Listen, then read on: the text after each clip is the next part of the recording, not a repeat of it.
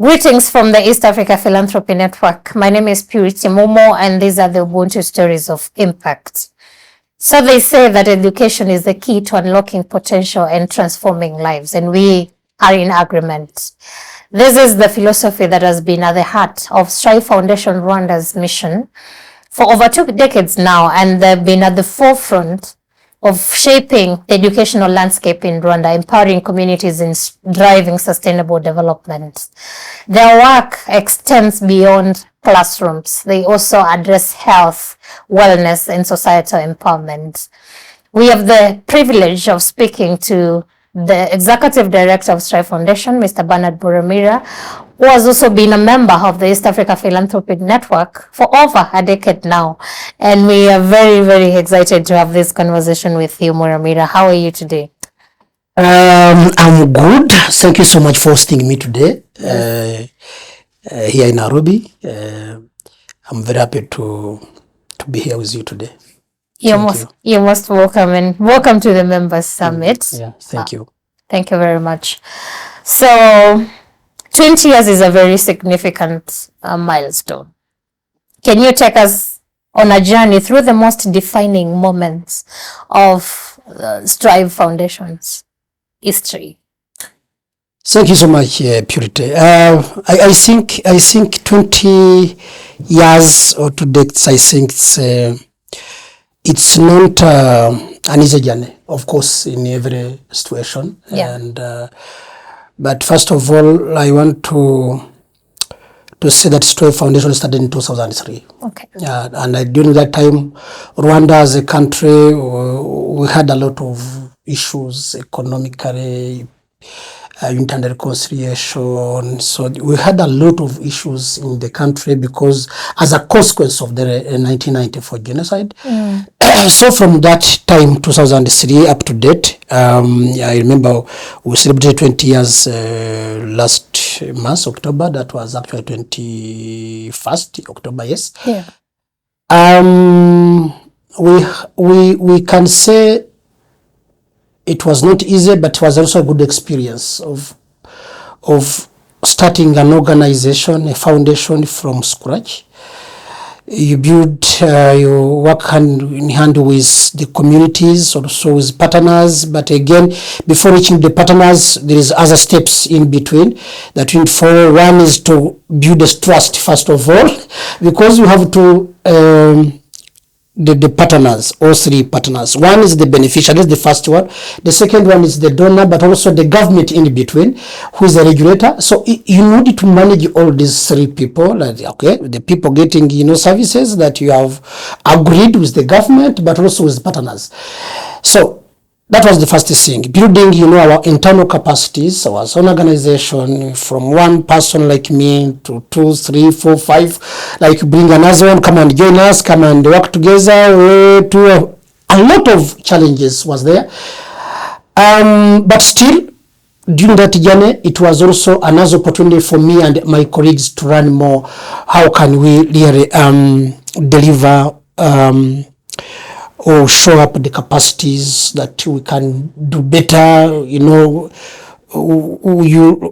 during this process. Of course, you start when you are weak. This is normal, like you don't know how to manage things properly, but at least you learn from each other, what is better, what is not better, what is good, so such as things like that. So from 2003 up to date, I can say we have managed to build a strong organization, not everything, in terms of everything, management, human resource, internal financial management, monitoring and evaluation systems, and all these things. These are a package that you need to run an organization. But another big, achievement was the relationship we created with other networks, like EPN, like government, like big donors. So, but again, the the journey that you can say from zero, from scratch. But I can tell you today that Strive is a strong organization, to be honest. We have our own infrastructures in Kigali City. You know, Kigali City is very expensive, but we are no longer renting. We have managed to start, businesses around which can support our organization. We are no longer, at least because we have a target of having 40% of our internal resources by 2028. We expect to have at least 40% of contributing our own budget. Great. Yeah. And reflecting on these 2 decades, what would you say has been the most significant achievement so far? I think the most is to have our own infrastructure, to be honest. That was actually, renting. For example, renting today, rent for one place, today is very expensive more. You have to shift from that place, you go. But the foundation today, we have our own offices as infrastructure. We have among of the best schools that we are running from our own capacities. So we are happy. This is actually, it gives us really an inspiration that we have to work hard to make sure that actually the civil society foundation can do better. And if you are well focused, you can really achieve a lot of things. So the best or the achievement that we can really celebrate today is that Strive, we are working from our own infrastructures and one of the best, and you have also a business around it so that we can work out. We are no longer 100% dependent on donors fund. We can at least manage our internal resources at least. Insightful. Yeah. And how does your approach to community welfare evolved over the years? And I think this is where Strive is very strong, by the way. Yeah, because when you look at the way we collaborate with the communities, but again, we have a channel of how we reach the communities. If, for example, if we have any program, let's say education, let's say health, let's say youth and women point, we immediately work with the counties or what we call the district. Under districts there is sub-counties, what we call sectors in our country. So when that is our entry point. We write a letter, we send the mayor or how do you call it? I don't know in Kenya, but the sub-county is a sector, for example. And also when we send these letters, we want to work with you in this program. So we start from there. Then from there, the sector also will also organize, but also we give them the criteria that we follow before doing anything. So from sending these criteria to the local entities, we start also to call the community engagement. Yes, our team, we have the team who is doing assessment. We go and assess and we start, explaining what is going on and why this project, whatever. Then we introduce the project, but also we need also to get some ideas. People they want to decide. Either because you can say, we have a water project, for example, maybe distributing, like tanks and whatever, and say maybe this is the first, not the first priority. But when the project is really flexible on our side, then we can adjust depending on the need. Then this is how we do our work at the community level. But the first thing we do is to engage the community. We give them trainings depending on the project we have to introduce to them, and then we start, because we have to build the capacity and understanding, like the mindset change for them. Then from there we can now start working together. But again, we prepare them from beginning that the project maybe is having 5 years, for example. So then they know that this project will end maybe 5 years or 3 years, depending on the nature of the project. But again, they know that, because for us we keep mentoring. Yes. So like we work together. If it is agriculture, we work together. When it is education, Strive is there to pay school fees, cosmetic materials, but also we have a team who is actually responsible for following children at the school. So that is how we do things. Good. Yeah. And so as we celebrate this milestone today, Mr. Muramira, what would you like the community and your partners to remember most about your legacy? It's very simple. One is to the continuity from where we stopped, for example. If the project ends today from our side, does not mean that it's ending from your side as a community. So what you have to remember always is how to sustain, because we always discuss about sustainability and the ownership of the project or any other activity that we are doing together. Another thing, I think they will keep like as a legacy is whatever have provided, it's for their own benefit. So they have to hand it in a way it should be. Okay. Education has been one of your key focus areas, but I also understand you run other programs like health, and I would like you to share insights into the impact of your health initiatives around reproductive health and maybe HIV/AIDS or nutrition at large.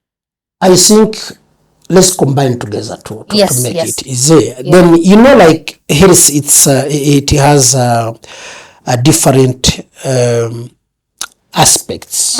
When we say health, we mean good nutrition. For example, when we say health, we mean sexual reproductive health, because our big percentage of the population is youth. Yeah. So they need knowledge about sexual education. When it comes to HIV, HIV until now, is a problem that we don't have treatment. So what we can do every day is to remind our people that HIV is still there. There is no treatment. There is no vaccine. So it's important, because what we are doing for the people. And we need the health communities. So if we want the health people, we need to educate them. Because our part as our organization is to educate. Because the treatment is for the government, but for us, we need always to make sure that we are giving a holistic approach in terms of health. So do you have a knowledge on HIV? If not, yes, what can be done? We have to educate. Do you know about sexual reproductive? Do you know any sexual education? Yes or no? But it's our full responsibility to make sure that at least our youth, our whatever, they know how body works. Of course, when it comes to the age that someone is active.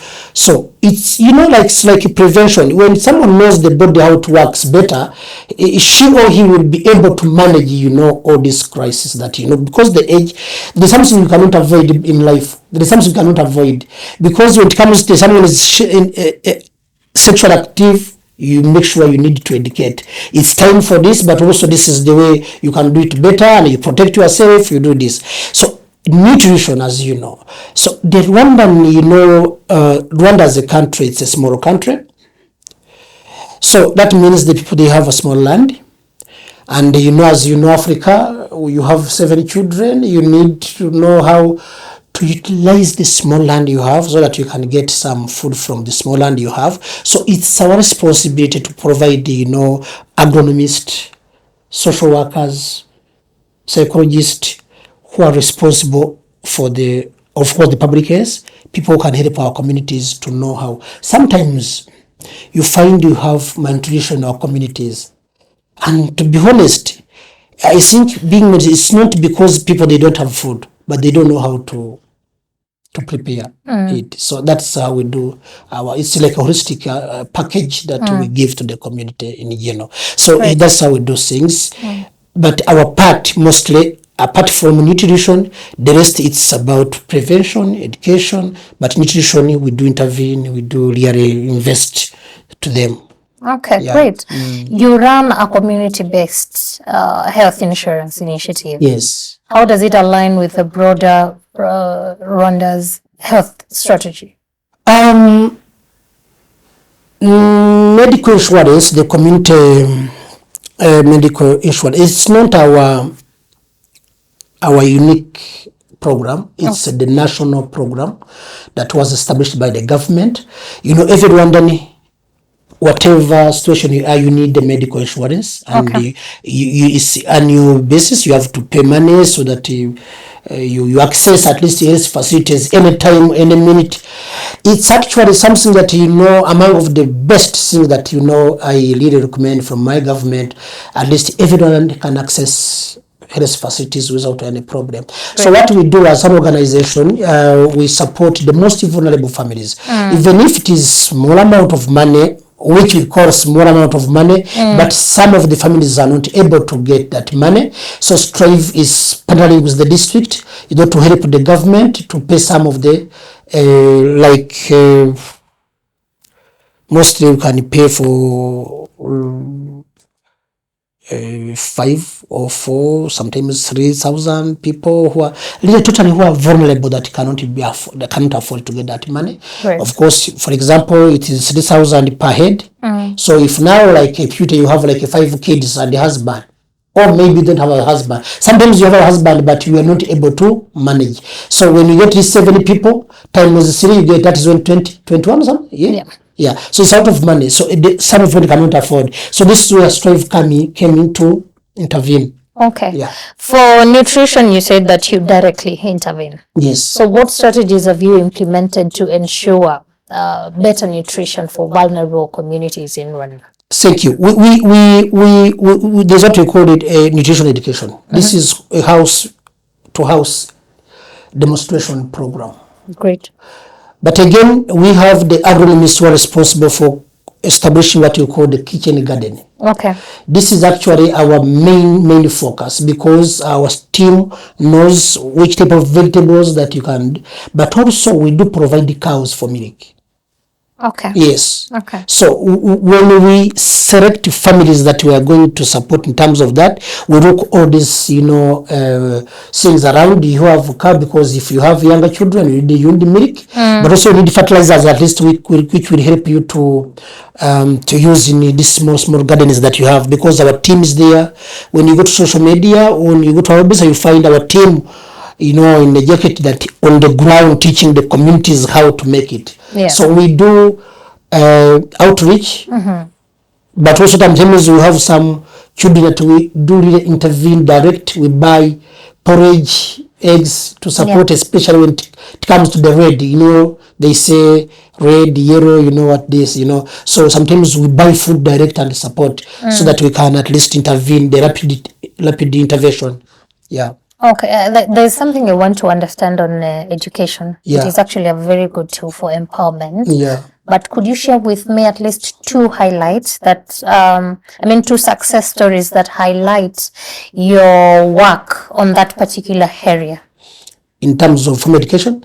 Education, of course, because when you say education, there is 2. There is the community education. This we're educating the people in terms of education. Your focus. Yes, as a formal education. Yes. As I said, always our criteria is we get a child from the vulnerable family. Okay.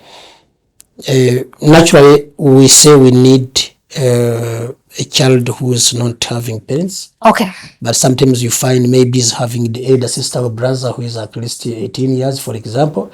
But our focus is always from a child when he's in P1. Okay. Then until P6 and until senior 6. This is where we stop to support. But still, this is a direct one. We support children 100%. Means there is school fees we have to pay, but only we pay the government schools. We don't pay private schools because they're expensive. This is what. That's so clear. What we do support a child from P1 to senior 6. But sometimes some of them, when they reach to senior 6, to senior 3, as you know, this is our O level, they can drop. They say, I'm not really interested to go this. So they want to go to join the vocationals training. We do also support them, as long as you have a paper. So we have the package for the education, as I said, school fees, scholastic materials, and the uniforms. and it sometimes shows. Yeah. Sometimes. Maybe they don't have totally, but it's not something that we can do to everybody. It's very expensive. True. But for us, we are totally confident that we support. And actually, remember, we started this program in the full package from 2012. Great. No, 11. So another achievement that we can now celebrate today is we saw the students who completed senior 6 going to university, getting degrees, working in different offices. So it's really good news for us, and they can testify themselves that what we have done is okay for them. That's true. Yeah, that's true. And so women and youth economic empowerment has been one of your greatest pillars. Still. So how do you see this as a catalyst for broader societal change? I think before, I don't know here in Kenya, but again in our country we had these NGO scenarios of supporting people. Maybe you just come, you support, you say, okay, I can pay medical insurance 1 year. Okay. And you feel that's enough. Then for us, we change the scenario and they say, let's empower people economically, physically, mentally. Then we say, let's support projects direct. So we form groups in partnership with the local entities. Okay. After forming them, we start, capacity building, like capacity training in terms of cooperative management, cooperative money, there is what you call conflict, there is this conflict between people. You need to give them, knowledge about how to prevent conflicts. You start like that. Then after they have to select the projects that they want to do, of course. Then for us, we working together with the district and the sector. Then we agree, then Strive will invest some money. Okay. Then we follow day by day. But of course, the mandate, we have to have our own staff who is responsible, sitting there, working with them from morning to 5 p.m. From Monday to Friday, to make sure that at least the money we invested there, because the security behind is how can we really sustain them, and by end of the project they will be able to handle themselves, like taking ownership, the full ownership.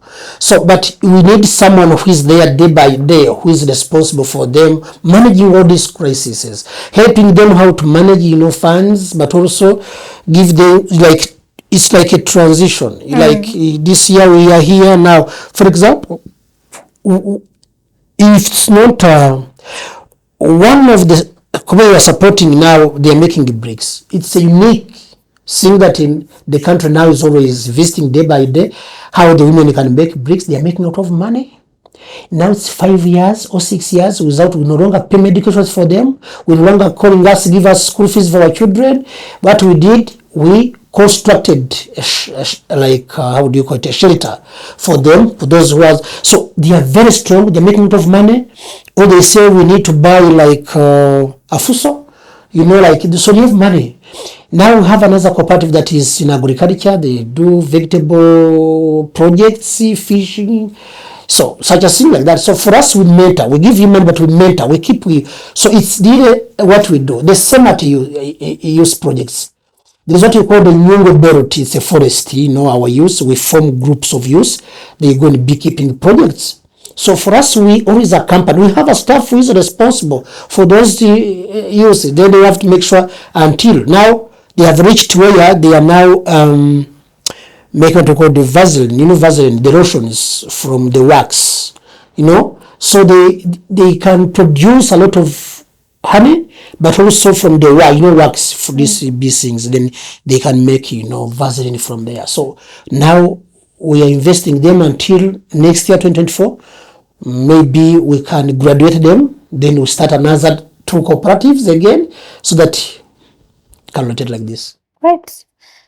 On matters good governance, how do you foster transparent and responsible community leadership? This is a two-way development. Yes. First of all, we need to make sure that in your house, you have the governance. Okay. Before you give to the communities. I think this is the reality, Purity. So the question is, how Strive is doing governance before we go to other people's businesses. So we have all structures that are needed in the organization. So from there, we decide everything depending on the decisions that is made from the different organs from the organization. Again, it's the same scenario when it comes to the communities. Of course, we need to keep, because all the beneficiaries you have, they have their own leadership structure. Because they have a committee, they have auditing committee, they have how do you call it, maybe supervision committee, such a thing like that. But of course it's our mandate. That's why I said we have a staff who is responsible for that. But also the good thing in our country, there is what we call Rwanda Cooperative Agency, or there is also some of the CBOs. So there is other capacity that people can help them to do. Even whatever we cannot afford. For example, in say the cooperative management, we can work hand in hand with Rwanda Cooperative Agency, for example, or there is other partners who can provide leadership skills, whatever. Yeah. But this is something, every group that you are supporting, they have their own structure of leadership. So what we do is to give them knowledge how to do it better. Right. With over 2 decades of invaluable experience, where do you envision Strive Foundation in the next 10 years?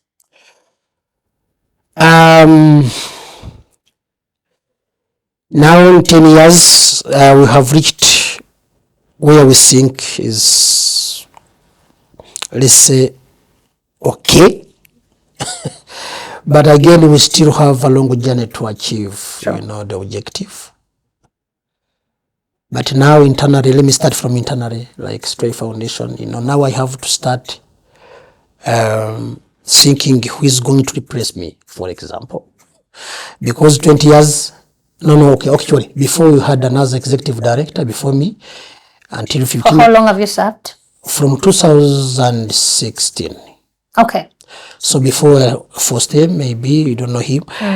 But again, we have to work very hard to make sure that there is a smooth learning of programs. Like if I'm getting tired, I need to think empowering someone like another person who is still young than me, who can really drive. So I have to also to make sure that I have 5 years to mentor someone to continue the job. That is one thing. But again, of course, as an organization, we have to make sure that what you have started, maybe let me say that we have to sustain what you have done. Right. From our level, but also the communities. But also we need to achieve more things, maybe apart from infrastructure we have, but whatever. So how can we really have a vibrant organization? Now we want to keep networking with other networks. We need to collaborate. We need to make Strive stronger than before. So that's what we are doing around. Great. And how are you adapting your strategies to meet new challenges and opportunities? As I said, adapting, like already we have an experience of COVID. We have seen it as a big challenge, something that has stopped everything, like was paralyzing everything. So it was also another learning institution experience that every time things can change in time. And I think this time no one will be surprised. You have to be ready you need to make sure that at least you are well prepared for resilient, of course. That's actually we are doing, of course. That's why we decided, actually, COVID was teached us a lot. We know how to, like, because no more grants, no more travel, no more whatever, but can you really keep sustaining what you have already achieved? But I see Strive in 10 years to come, it will be at another level, of course, because all of us, we are motivated, and my team is really committed to contribute as we can. Okay. Collaboration often is very key in scaling impacts. Are there any future partnerships that you're particularly excited about? Of course. Yeah. Of course, because even now we are working around there. So we are looking at more partnerships, of course. Okay. Last time I went to France to see if I can get some. And again, we have got some other partners from France already with my colleagues. And we do have other partners are coming in. Still, we are still trying to contact other partners to come in different ways, maybe capacity building or capacity strengthening, but also donor funding, like, it's like the way we are engaging with EAPN now as a network, like, this is the way we can keep, collaborating through different ways. Great. As we look ahead, Mr. Muramira, what's your message to the Strive Foundation's team, your partners, and the broader community, even as you embark on the next phase of your journey? First thing is to maybe start with my staff. The message is clear, and we always discuss every Monday. It's one agenda. How many are they? We are above 30. Okay. It's clear now that we have the same agenda, that we need to sustain Strive. We need to work very hard so that at least the people outside us will really trust us. Yeah. The same message to the partners: please trust Strive. Please be with us in every step, in every aspect. So that's how we can move on. Okay. Your partners? Trust us. Community? Trust us. Okay. Thank you very much. You've been a member of the East Africa Philanthropy Network for over 10 years now. Something that some of us realized a week ago. So how is the experience like being part of such a vibrant network, and what do you look to gain from the membership maybe in the next few years to come? To be honest, I'm a member of EAPN from the beginning. Actually, I think it's you who reminded me that I was there for 10 years.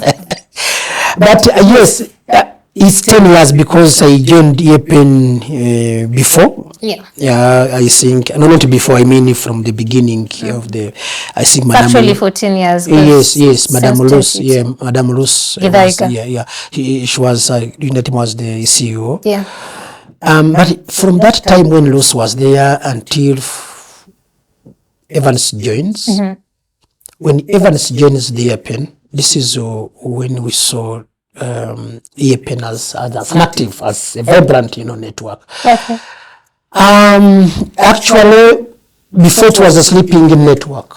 It was sleeping somewhere. Then with time, we saw, like Evans came and, like reviving the network. Which I think I don't know how I can appreciate Mr. Evans that actually he is doing a great job in terms of reviving this network. Believe me, the last 4 years or 5 years, EAPN is now booming, is actually vibrating in EAC region. So even Africa, I think, not even. So I think this is a recommendable network, to be honest. And I want to assure you that I'm very active. I want to respond positively.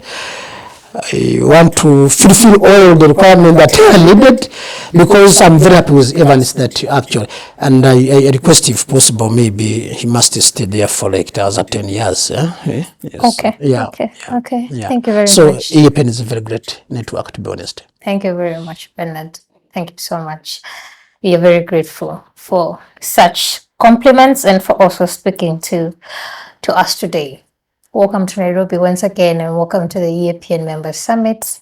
Looking forward to having similar conversations with you in future. Okay, thank you. Thank you very much. And that's how our conversation with Mr. Muramira comes to an end. Thank you very much for watching. My name is Momo. See you in the next episode.